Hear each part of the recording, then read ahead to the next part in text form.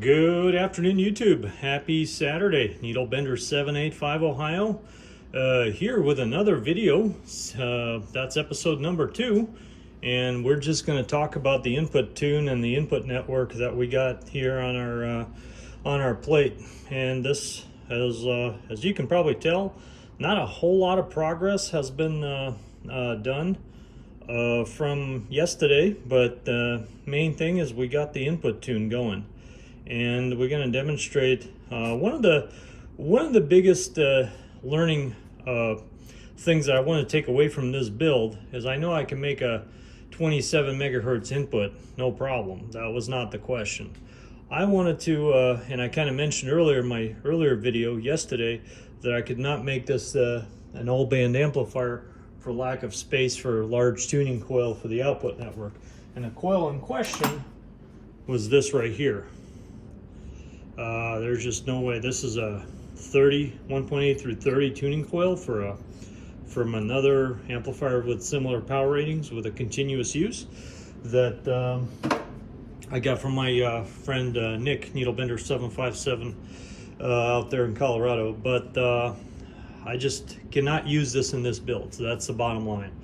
But this build, we are getting more sockets. These sockets are going to be readily available, and we're going to be able to build bigger, maybe even 2-tube amplifiers like this that will be able to be multi-band if put in a larger cabinet. But today, our goal is to figure out this tuning network. And since this is a grid-driven amplifier, there's a lot of variables that need to be compensated for. So let's take a look, and I apologize for this, but I'm going to show you the circuit here on my phone. And so follow me along with me here. So you have your input there. You have your 50 ohm input. You have a capacitor to ground, which you see C21, 51 picofarad. Then you have don't get too scared by the two capacitors in parallel there. That's just a DC blocking cap. Prevents DC from going out to the outside world. Then you have two coils of 280 nanohenries. That's a 7-pole filter.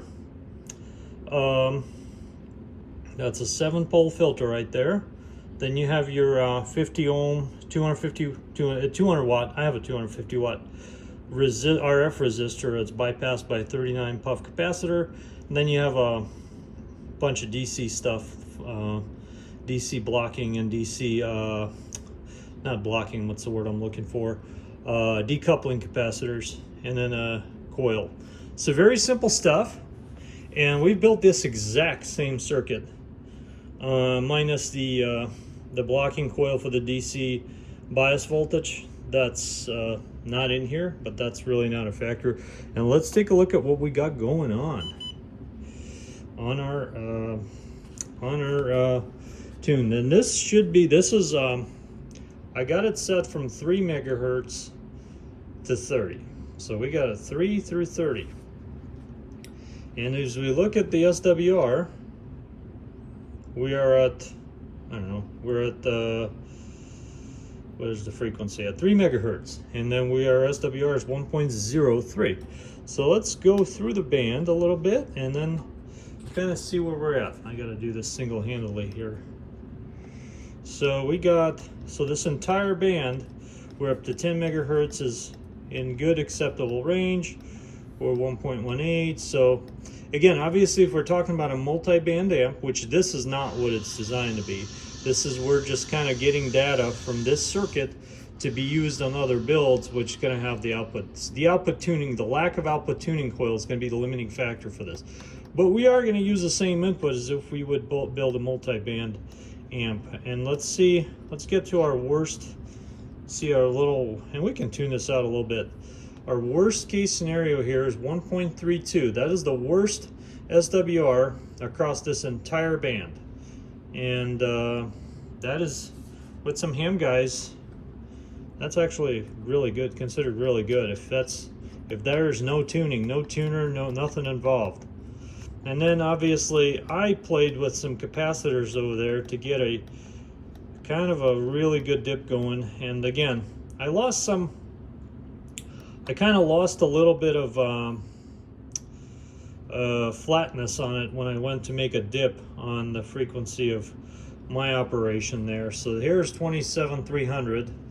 We're 1.04, 1.03, 1.04. So like I said, played around with some values there on the capacitors, kind of deviated from the circuit, squeezed the coils together a little bit and got a dip there. 1.03, as you can see right there.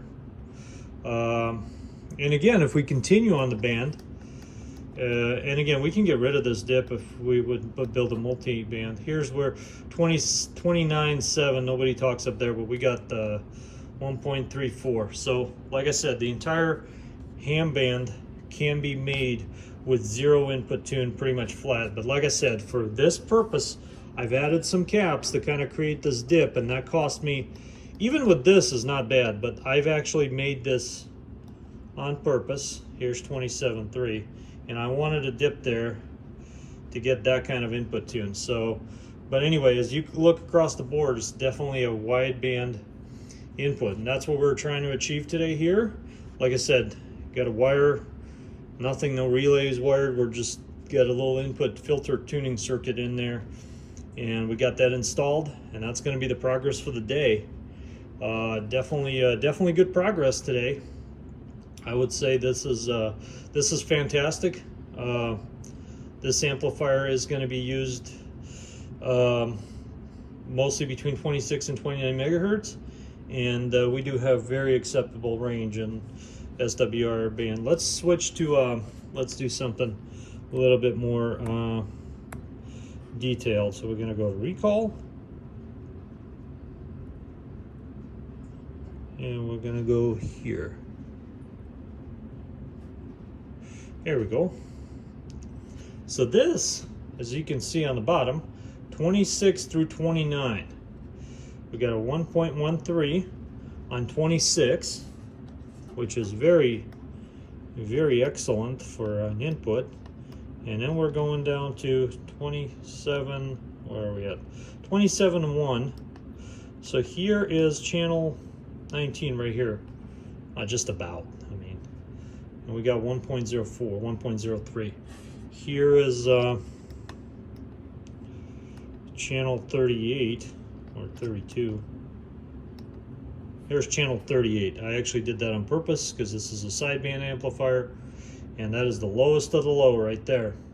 1.02, 1.03 fluctuating. So, like I said, play around with the capacitor values, but generally stay true to the circuit as it was intended. These guys were, these are the same guys that designed the Tsunami project, and I'm actually building a higher power supply for that right now to upgrade my current power supply. So the amplifier is out of that corner where it normally sits, and doing some upgrades to it. Basically, we got that transformer up there to put in there. Anyway, appreciate you watching. Another good successful day here in a workshop. Needle Bender 7850 Ohio. We're going to get back on the side.